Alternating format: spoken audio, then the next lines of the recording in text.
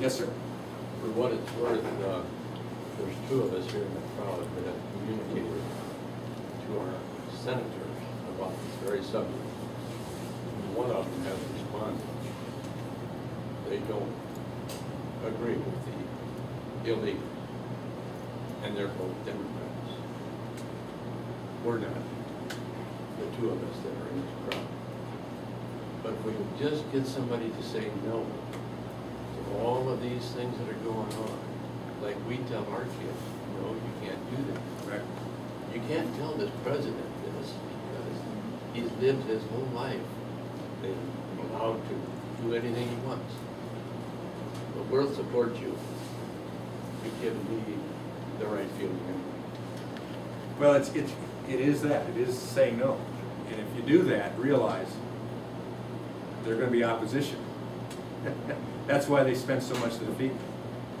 And but that's the way it has to be going on. I think there are.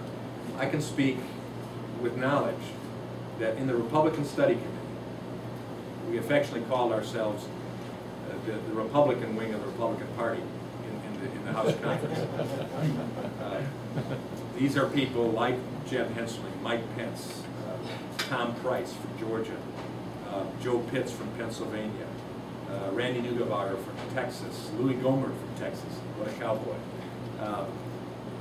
Rank conservatives that believe what they say and do not support liberal things, do not support spending, do not support taxation, and do not support things like amnesty. Common sense people. Right now they are the overwhelming majority of the House Republican Conference. As a result of the last elections, there's been a lot of winnowing. Some of us conservatives got beat too. But there aren't many rhinos left. Mary Bono, Sonny's former wife, or his widow, she's still there. But very few are left that are rhinos. I mean, look at the votes. Not one Republican voted for the stimulus. Not one Republican voted for the health care bill. That says something. When you saw all of the arm twisting, and cajoling, and the bribing going on, that John Boehner, who is a true conservative, never offered in 18 years of elected service in the U.S. House, never offered a pork barrel earmark himself for his district. Never did. But he held that group together, and they stood strong. Now, are there some of them there that were kind of willy-nilly, weak willies? Well, yeah, probably. But they also got scared straight by their constituencies, and they voted right. And that's where that partnership comes. The constituency and the elected official. Where you know the danger of going against those who put you in office. So, I know their hands up here, and I know you have to leave. Yeah, I just wanted to say one small thing. I think you should be careful about the immigration thing. Only because, why are these people coming here illegally? What is the logical reason behind it? For a job. Oh, okay. A job and freedom. Okay, but what is preventing them from coming here legally? What is the obstacle in the way?